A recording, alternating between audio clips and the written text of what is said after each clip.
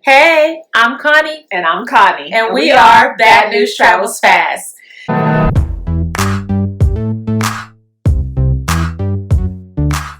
Well, we are on our communication series. Yes. And we talked about the communication skill of listening. So we want to do a quiz with you today. We're going to actually answer the questions based on how we listen. And then you guys can do it with us. Okay. So let's just say what listening is. Yes, okay. So wait a minute. We need to give you some time to get pen and paper so that you can decide which one is you. Yeah. But we don't have the points to let them know. Well, when we ask the questions, they can kind of tally it. Yeah. But I don't know what they're worth. But okay. Anyway, so we're going to do it together. I can put the link to the quiz in the description. Okay. Oh, okay. So yes. We'll put the link to the quiz in the description box. All right. So let me read this. This is the little bit about it and then the instructions. So we're going to do a how good are your listening skills quiz. Okay.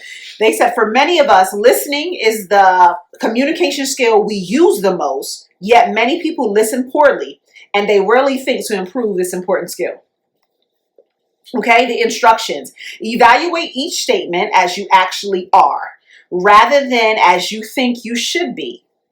When you finish, click calculate my total and to add up your score and to use the table that follows to think about next steps. Okay. And so this is like a Likert scale. It's not at all, rarely, sometimes, often, and very often. Okay. So the first question says, to be more productive, I respond to emails and instant messages while I'm speaking to people on the phone. Yes. Yes. How often? I do it. Often. Right. Okay.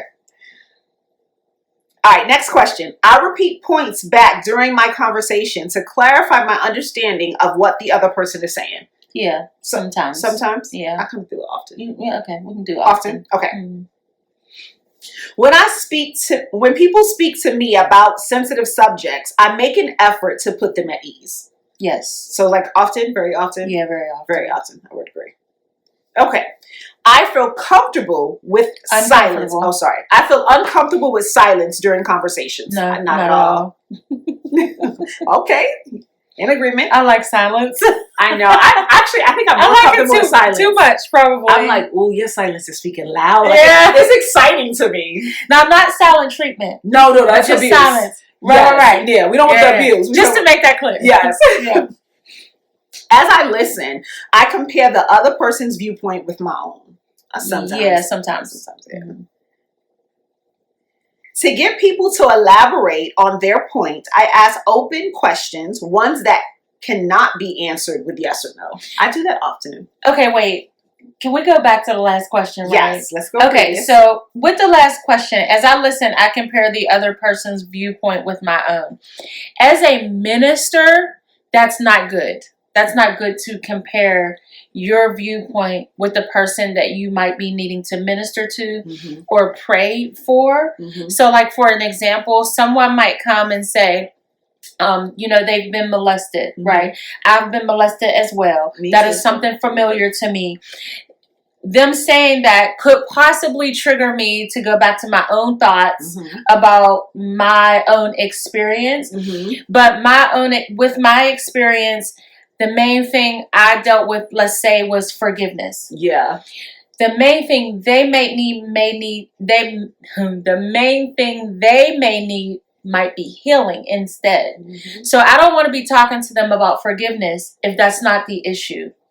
You understand what I'm saying? They need deliverance or something right. like that. So it just made me think about like how we can make mistakes while ministering to people mm-hmm. by equating our own experience. And that's also good because sometimes when we're ministering or we're mentoring or we're coaching, all of those things, we're comparing it to our experience and they haven't experienced what we experience. Right. And every person's experience is different, even if you go through the same thing. Yes. And everybody's feelings are different. Correct. I might have a trauma and I feel like I want to kill myself. You might have a trauma and feel like you want to kill the person. Right. That's two different things, even though it's both murder. But it's two different situations. Homicide and suicide. Right. It's two different things. Okay. Yeah. That's so I'm sorry. No, that's important. It's important because I don't think that's listening then. Right.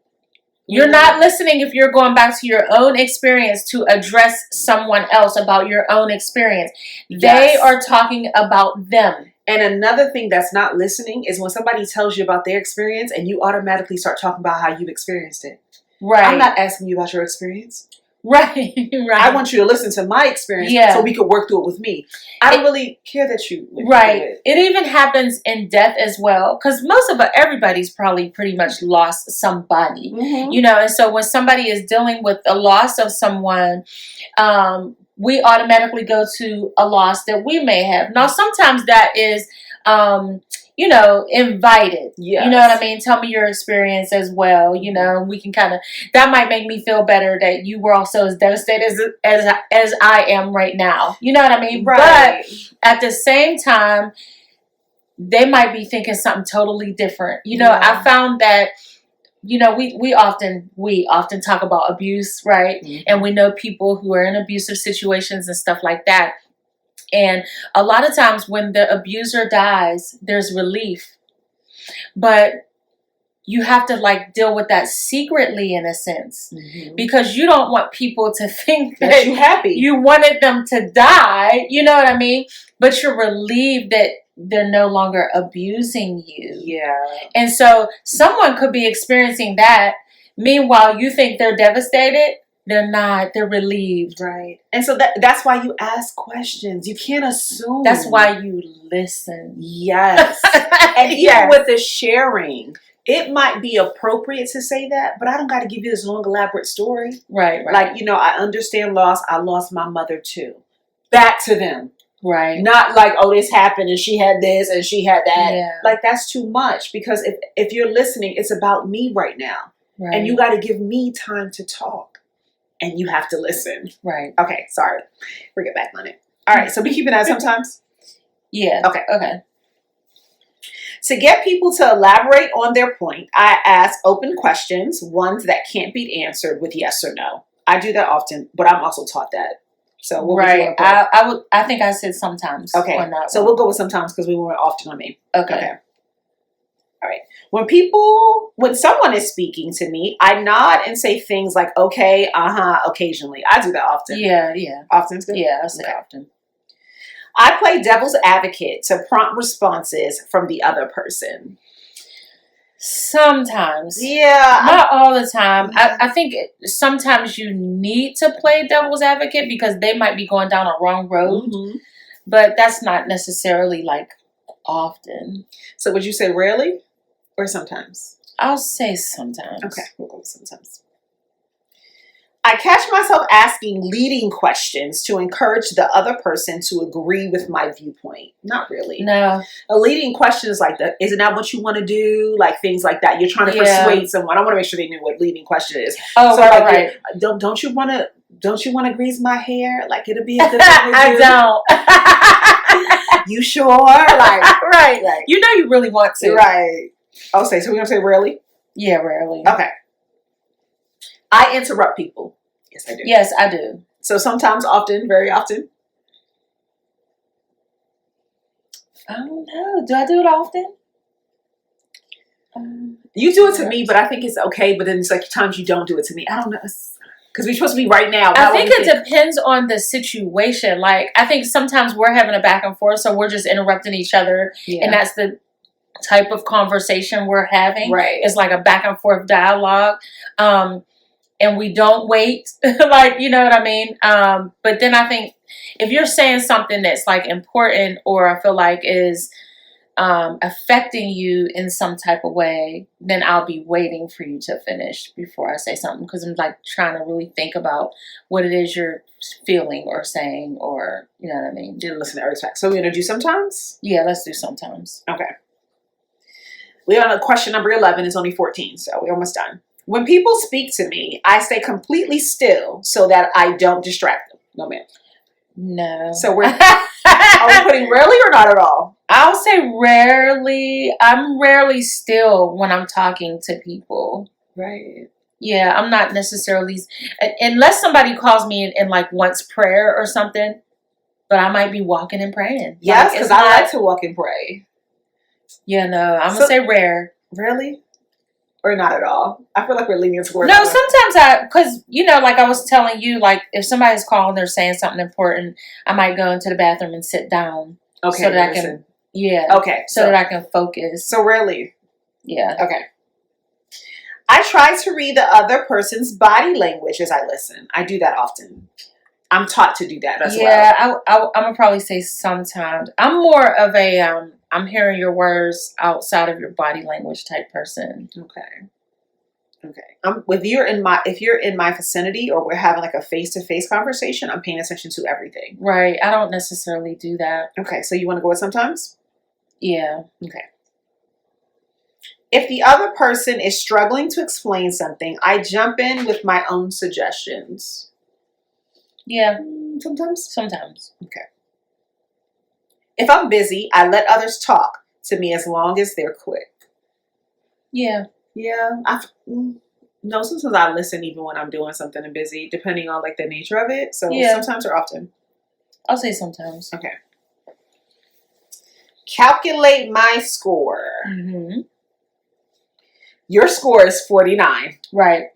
And 49 says, your listening skills are okay, but there's definitely room for improvement. Yes. Use the tools that we suggest below to develop your listening skills. Pay special attention to the advice on empathic listening. This is great for taking your listening skills to the next level. Yeah, so I believe in unempathic listening, they're talking about, well, maybe go to that, find that definition, because I think one of the things that we do is we talk like we do sitting right here talking to you guys. You'll say something, I'll say something, you'll say, we don't necessarily wait all the time. Mm-hmm. Like I might be like, oh, wait, that's triggering me to say blah, blah, blah. So we interrupt. Probably. Mm-hmm. And I think that that's one of the things you're not supposed to do. Yeah. So for empathic listening, it says, when you demonstrate empathy, you encourage other people's emotions and you do what you can to understand their perspectives. Mm-hmm. As such, it can really help to take active listening to the next level. To listen empathically, put yourself in the other person's shoes and try to see things from his or her point of view. Then summarize what they say in your own words to show them that you understand their perspective. Only ask open questions. That's questions that don't require a yes or no. To help him or her to articulate themselves fully and avoid using leading questions that put words in their mouth. This gives them the opportunity to add further detail and to talk about his or her feelings. Importantly, don't fear moments of silence when you listen. Instead, embrace pauses as a way to give him or her time to finish their point and to allow him or her to reflect on what is said. Okay, did you see the Will Smith Aunt Viv? I haven't watched all of it yet. Because every time I see it, it's like I don't really have the time. But I'm going to do it. But you can tell me about it. I'm sorry. You have the time. You should have seen that already. No, I wasn't willing to make the time. Let's say that. No. Yeah. Right. Okay. So Will did empathic listening to her because she accused him while talking to him. Oh. Yeah, like, she was saying, you hurt me, and people have this view of me of being a difficult person, and that is your fault. Oh. You know what I mean? Okay. I mean, those are my words. Yeah. But she put it all out there, and he... I got her on. He's like the best listener I ever seen in my life. Because he was like looking at her, agreeing with what she was saying. He was agreeing or just nodding his head like I'm listening? He was listening and in agreement. Okay. Because I think, it had been 30 years. Yeah. So I think he realized a lot of it was his fault. Now, some of it, I would say, it was him. He was young. Yeah. And too young to see through all the things that needed to be seen through in order to make right decisions. Okay. Do you understand what I'm saying? So if he said to somebody, she was difficult or whatever, he's not thinking at 21 or however old he was that it's going to affect her jobs for 30 years. Yeah. He's not thinking that no one is going to hire her. Right. He's like, she's going to work with me. He's thinking about his own experience. And so, I wish you'd have watched that. Know. So we can have some dialogue about that. But he did some really empathic listening, because I think a lot of times when we are accused, we get defensive. But even if we're trying to understand the hurt of the other person, we are still defensive. And he never defended himself. That is good. I mean, like, he never said, because you don't need to. Because listening is about understanding their meaning, not defending yourself. That is not listening. Yes. And he took what she was saying, was repeating things back, and put himself in her shoes. Yes.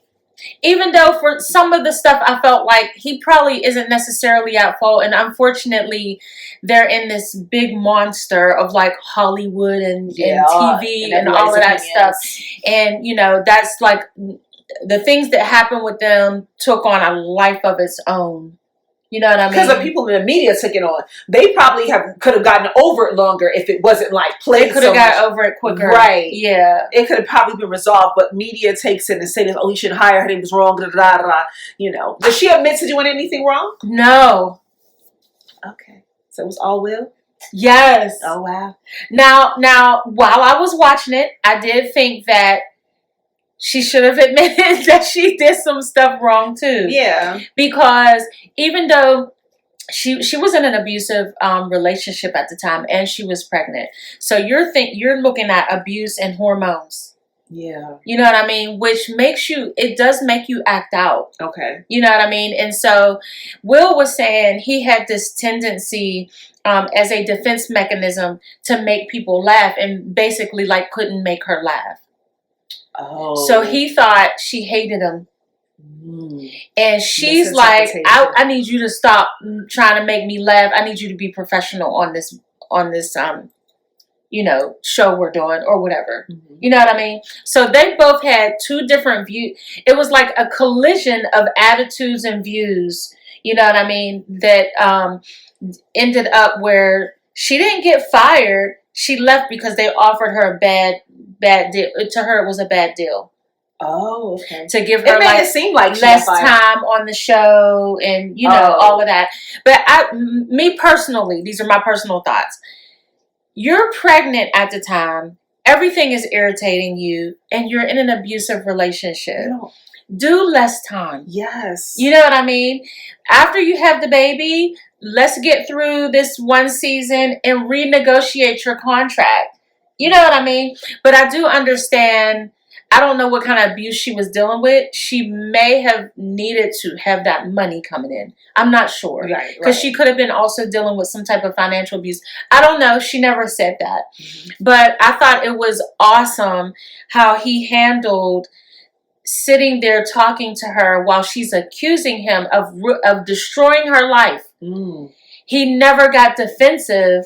Like, lady, is you crazy? I was 18 years old. Like, I don't have no abilities to destroy your life. Because that's literally what we would probably be doing. Like, it's you 30 years. You know what I mean? But he listened. Right. He looked at her. He nodded. And they both like apologized to each other. Well, that was good. So she was apologizing for her role. Yeah. She apologized for she said she had said some bad things about him. Okay. You know what I mean? What she did, there's videos out where she's laying him out or whatever. But I just thought about that with the empathic listening. Yeah. But that you want to be able to reconcile now. It is reconciled. And if you have a relationship that has been cut off for 30 years, they are an example that the relationship can be restored. Now, it doesn't mean that they're going to get back on a show together. Right. It doesn't mean they're going to call each other every day. That does not mean relationship restored doesn't mean that you have to talk to them every day and bring them back into your circle. That is good. And I know we are off a little bit, but that is a good thing, because when we think about forgiveness or we think about reconciliation, we think like, oh, I got to bring them into my life and things have to go back to normal. No. They will never be normal. Right. And if the person can't be trusted, you just can't trust them. But you don't really need to be having this thing where, well, I ain't talking to you no more, or, it's like it's negative energy. That is transmitted to other people. Oh my gosh. And you are coming from a place of hurt the whole time. Reconciliation is about releasing the hurt. Forgiveness is with reconciliation. So you're releasing the hurt, you're releasing the pain so that you can move on and now see clearly and not make decisions based on your hurt from this last situation 30 years ago. Right. Okay. I got a little excited. Yes, you did. But no, that that's really good. We got off subject, but that, I just thought about that. What was the next part of listening we're going to talk about? So we're finished with listening at that aspect, and then there was another part. And hopefully you take the test and see where your listening skills are and improve it. Yeah, if you're on a low number, do you know what they said for the low? Yes, I can tell you. Let's say what it says for the low. So if you get between... Okay, so the low is 14 to 29. Mm-hmm. It says you need to improve your listening skills. The people around you probably feel that you don't pay attention to them when they talk to you, and they may feel that you don't understand them. You can boost your listening skills with some of the simple tips below to get started. Okay, and if you don't understand me, I'm not going to talk to you that much. No, we don't really have a relationship. I tolerate you. Right. And so, we often talk about children with parents and stuff like that. A child can feel that. Mm-hmm. They can feel that you're tolerating them. Yeah. And you don't like them. You don't like them. You don't want to talk to them. And I think a lot of times you'll have parents that they think parenting is discipline. Mm-hmm. So they don't want to be parents. Parenting is not discipline. Discipline is a part of parenting, but that's not what a parent. But that's does. not what a you are. Right? Yeah. So as a parent, you have to show that child that you actually love them. Yes. And in order for them to be emotionally healthy, they need to know that they are wanted as well. And that they're not a burden to you. Right, because if they're a burden at home, they're going to feel like a burden for other people. And when things are wrong, and when they do need help, they're not going to ask for it. Right. Because I'm a burden is going to come. And then when they come asking for help, or Mom, I need something, and you sigh, it's reinforcing, right, what they think about themselves, which will continue to allow them to withdraw because it protects them from dealing with the fact that I think that I am a burden. Right. And also, we're not developing a relationship. No. So my child don't even know how to communicate with people because the way that I communicate is just giving off this energy of, please get away from me. Right. So when they get into a relationship now, because they learn from your actions and not what you say, especially when they don't match. Right. So now I give off the same thing. And now this is how people would, I told you, people who deal with it, who are emotional abusers, right? They talk to you when it's convenient for them. Right. And that doesn't work in relationships. And then because I knew a man like that, like he would show attention and communicate when it's convenient for him. But then he would say, people leave me often. Yeah. I wonder why. Yeah, because when they need you, you're not available. And sometimes people aren't emotionally available. And there's telltale signs for that. Like, I could be talking to you and I'm having a rough time this week and I'm telling you about my week, mm-hmm. and you don't even respond to that. Mm-hmm. You just start talking about your week. And it's right. So I mean a rough week. Yeah. Like, I came down with COVID. I was in a car accident. I mean, I'm just saying, those are really bad things. And you get no response on the other end of that conversation. But, oh yeah, well, I went to school today and blah, blah, blah. There's no emotional connection. None. I have no empathy. That is a lack of empathy. Right. So even though I'm saying that in more drastic terms, you can even say in small terms, like, I had a test on the job. It was so challenging. And they're like, oh, okay, so when am I going to see you?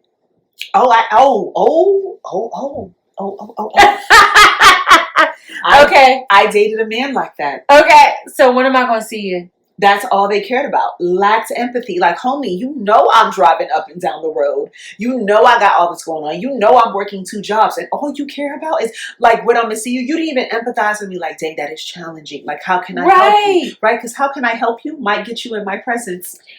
Right?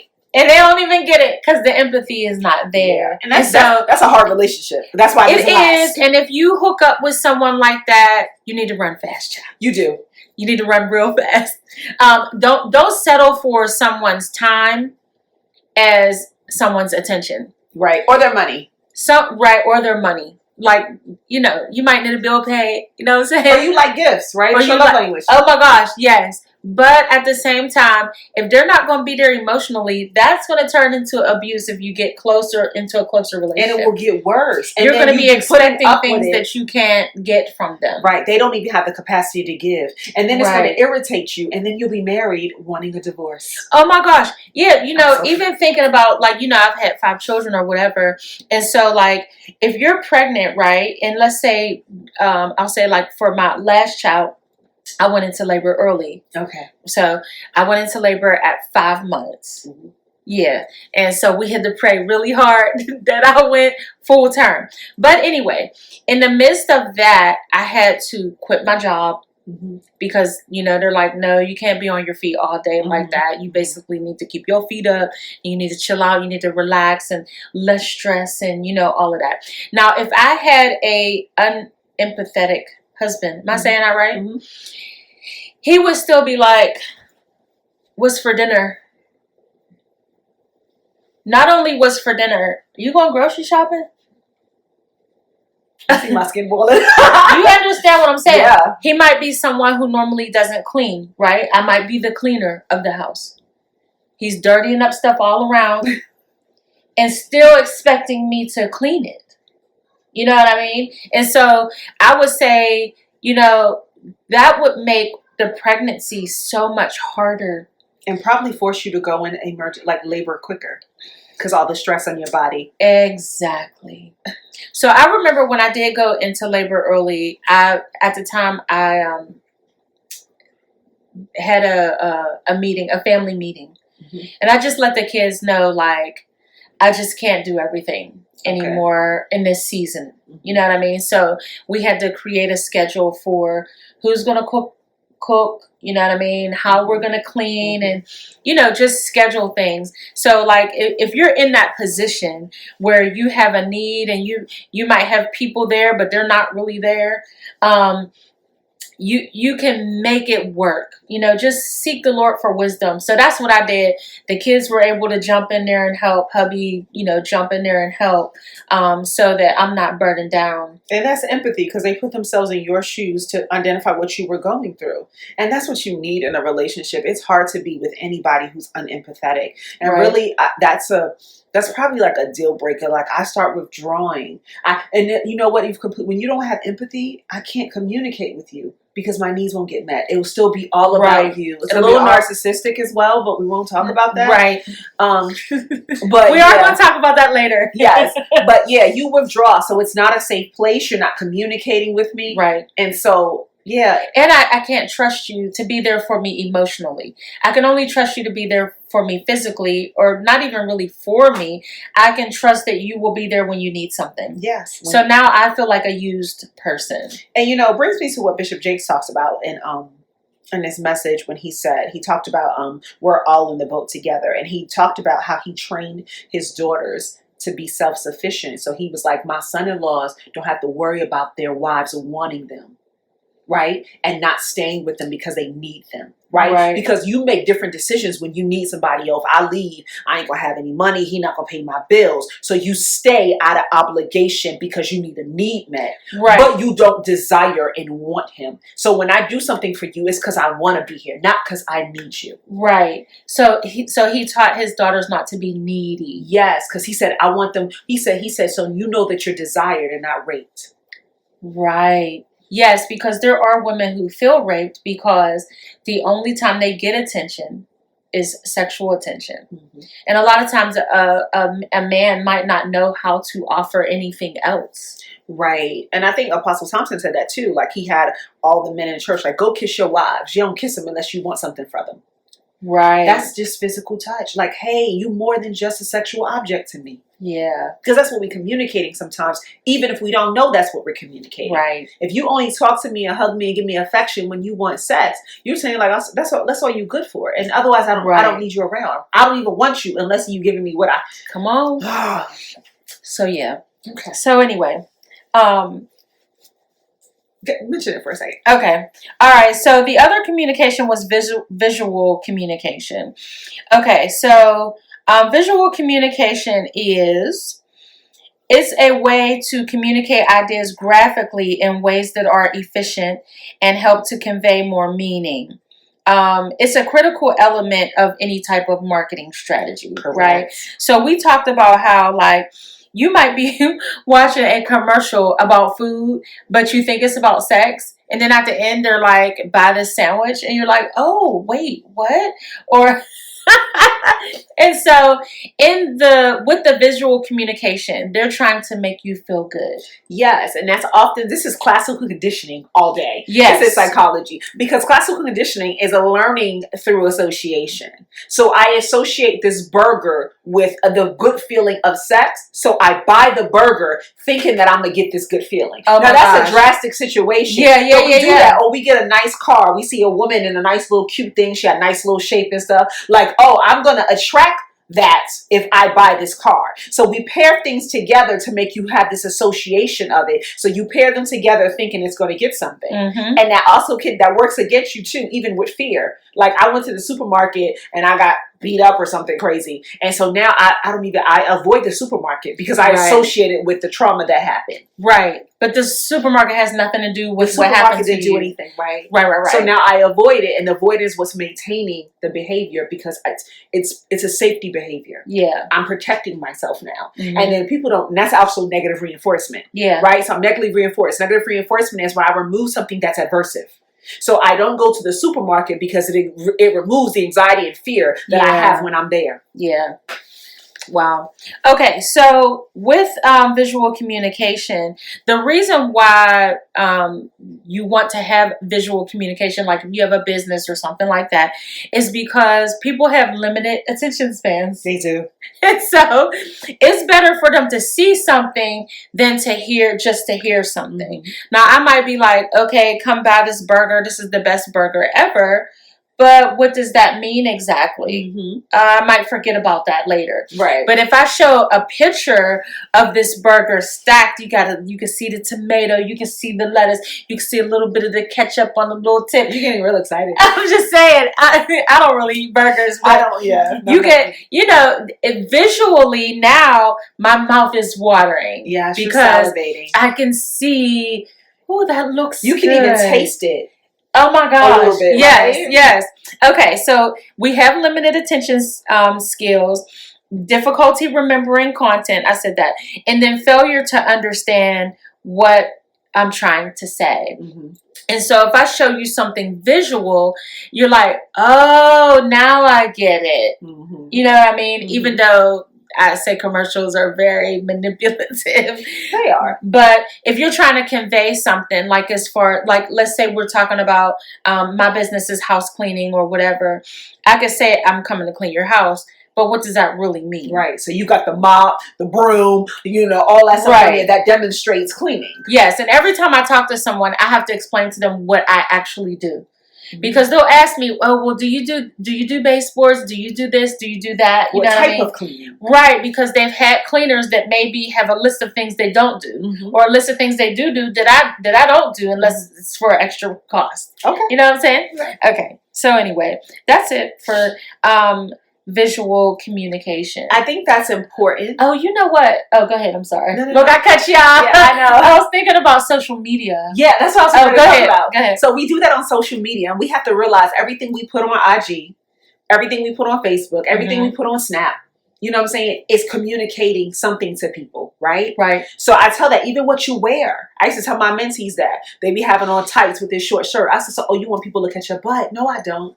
Yes, you do. Right. Because why you got the tights on that show everything if you don't want to look at your butt, right? Or the ones. Oh, sorry. Okay, showing bad communication, or even the pants that have something written on the butt part. Right. It draws attention to the butt. Yeah. So we have to think about that. Even like in psychology, when you set up your office, right? Everything in my office is communicating. The colors I use, the type of carpet I have, the type of chair, where they're positioned. Those mean things. And so I'm communicating something visually. And so that's why I get the mindful of what you put on. If everything you have on is in a two-piece, right?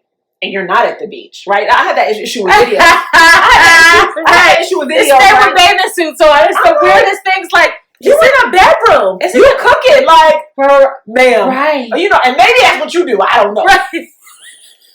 Doesn't make sense. Right. And so you have to realize that everything you do and say and wear, your car is communicating something. Right. The shoes you wear, the music you listen to, the people you hang around, is all communication. That's what I say. Birds of a feather flock together. Yeah. Right. Because if you are somebody that's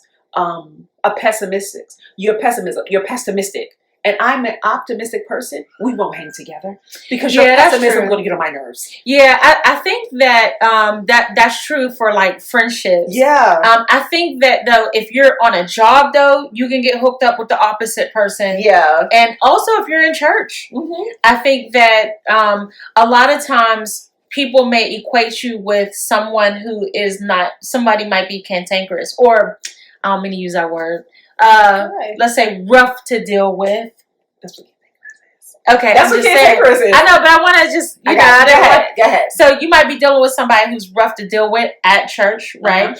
And so you're always with that person. Like the way we do things, we have elders and overseers. So let's say there's 5 overseers, right? And we're always all together.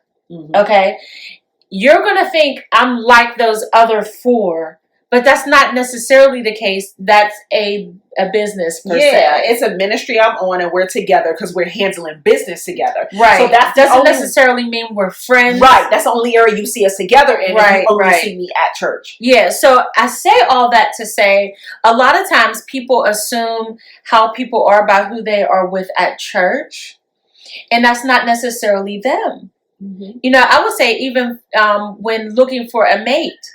Right? You might see say you're a guy and you see a young lady or whatever, and she's always hanging with the older mothers. She might be gleaning from them or whatever. He might automatically be assuming that you're just like one of those tight-knit type people. You don't go to the movies. You don't go be on social media. You just wholly living in the corner praying all day. You know what I'm saying? Like, it's no, because people do. People do that. They do. They make those stereotypes. You have to get to know people to know who they are. Correct. Because I know somebody said that to me, like, oh, you play cards? Like, you go to the movies? Right. Because I'm an intercessor, and when you see me at church, because church is the only place you see me, right? You think I'm so deep and spiritual all the time, but at church it's time to be deep and spiritual. Yes. Like I'm leading praise and worship, or I'm leading prayer, or I'm doing exaltation. Like, what do you mean? You just made me think about one time this girl, she asked me to twist her hair, and she's from church. And so she asked me to twist her hair. I said, sure, because at the time my son had long locks, and I told her I did his hair or whatever. And so she came over, I was twisting her hair, and we had set it off on. Oh. Set it up. And she was like, y'all, I'm joking. I know you need it. You mean the movie. I was just like, all right. I want to tell them my age. So, right? It's terrible. So she was like, so she sat there for a few minutes or whatever, and then she was like, you're watching Set It Off? I was like, I am. Is there something wrong with that? And she's like, oh, I'm just surprised. I said, so what did you think about me? And she was like, well, you know, like, holy. Oh, so you're not holy when you watch Set It Off? I'm laughing. It's so funny. But I was like, oh, okay. I destroyed your perception of me. And she was like, yep. I was like, perfect. Right. Because I don't want you thinking that I'm someone that I'm not. Correct. Yeah, I watched Set It All. I've watched it 100 times before. Yes. And that's good because people like, especially people that just met me in Richmond, like I go home, like, you know, people like, Connie, your New York don't go anywhere. Like, and me and my family competitive. So we playing a game, we playing spades. I'm talking big jump. Yes. Like, don't do that. Don't do that. You don't need to agree that hard. Okay, sorry. Okay? Yeah. So I'm talking You jump, right. I'm doing all that. I'm throwing the cards down. Yeah, get up. But you see me in church and you see me. So, but that's still my same personality. That's just how I'm in the spirit. It would be inappropriate to do that at church. Correct. Right. So you can't make a perception about me based on one situation. Right. When you don't see me outside. And then, I'm from New York. I used to fight a lot. My family did. So I'm real, I tell people when you get saved, God doesn't throw away all that stuff that you Not have. everything. No. Because now. Some of that stuff you're going to use in the spirit. That's how I am in the spirit. And then I start going into right. Because we will jump somebody in a minute in the spirit. We will. We ain't jumping nobody in the flesh no more. No more. Praise not God. Nobody. So we're not doing that. So people have to get to know you because they have this misperception of you. We play spades. We play cards, and that's what we do as a tradition. Mm-hmm. And we had to tell people because my cousin came and he brought his wife, and I'm like, hey, we're gonna yell and scream at each other, but nobody's taking anything offensively. Right. So if we yell at you, it's not. And then it's like somebody new is like, oh, you know how to play? No, you're not on my team. I'm about winning. So if you don't know how to play, you ain't on my team. We ain't doing it. You on their team, right? Yes. And it's so funny. And we all come from different cultures. Yes. Because I was saying this a couple weeks ago or whatever. That we had gone home and we were at my mom's house and we're talking about wash rags, like the color of wash rags, white and, other colors and whatnot. And so it looks like we're all arguing. Yeah. My brother stands up and he's yelling. He's like, no, blah, blah, blah. So we're talking back and forth over each other and loud and yelling. And my husband is just like, what are y'all doing? It looks like you're over there about to fight. Yes. Nobody's about to fight. We're just talking. Right. And that's what we do too. Especially when we're playing something, it's over. He comes from quiet. Oh. Yeah. And opposites attract. And if somebody is yelling, somebody's probably arguing. Yeah. You know what I mean? So it looks like, we're doing this crazy thing or whatever, but no, it's like all love. Right? It's all love. It's a visual thing. And somebody coming around is like that.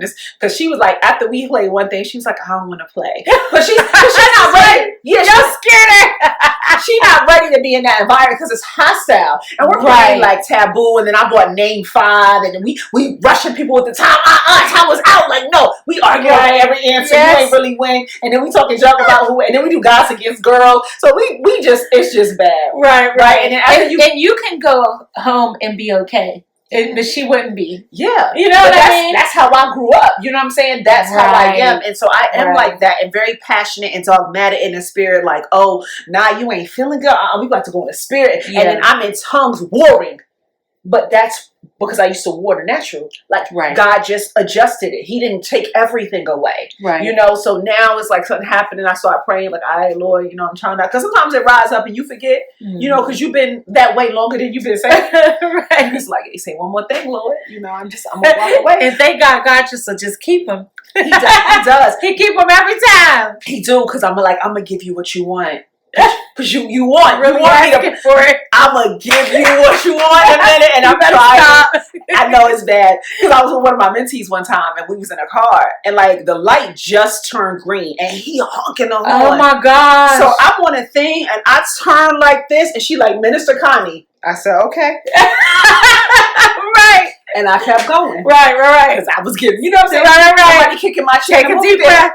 Right. So somebody kicking my chair in the movie theater. First time, it's an accident. Second time, it's like, all right. Third time, you're doing it on purpose. I turned around in the movie theater can you stop kicking my chair?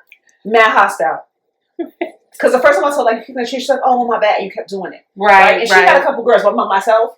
But it's bad because I knew how bad. I just couldn't be beat. It was crazy. The Lord had to really protect me because it's like, this girl can get out here and get killed. Right. Think, nobody can, know. And people not fighting regular now. They got all this stuff. But it's like, and then I had to slowly calm down. I got to college. I'm approaching people. It was, And so we thank God that you don't have that type of communication anymore. Praise God. Right. God has cleaned you up, child. He has cleaned me up and made me better. And some people know me now and don't even think that. Like, oh, you so loving and nice. They're like, nah, I can see you got a little bit of, like a hood, if you want to call it, or edge to you a little bit. But sometimes it's like, oh, you're so sweet. But I wasn't like always as sweet. Right. My mother was like, how do you even have friends? Because I had a shirt that says, if you don't like what I say, quit talking to me. And somebody burnt that shirt because I couldn't find it. Like, they said we get rid of if you don't like what I say, quit talking to me. This is the wrong right? I was advertising. Listen, yeah. I'm gonna be me, and if you got a problem with that, don't talk to me. Right. And that wasn't really necessarily who I am, but like growing up in New York, you have to kind of have that. It's a survival mentality. If you're too nice, you're getting taken advantage of. You're getting beat up. So down here, Virginia is supposedly for lovers. Like, so it's a little different. And so you have to adjust to your environment. Yes. But I'm advertising something about me visually. So how about this too? You just made me think about, if someone wears Black Lives Matter, or if someone wears a MAGA hat, right? We have this perception based on the visual communication that we have had for the past year. We have this perception of who that person is who is wearing that hat or that shirt that says, blah, blah, blah, blah. You know what I'm saying? And that does a disservice to the person. It does. Because you don't necessarily know that everybody with a MAGA hat is racist.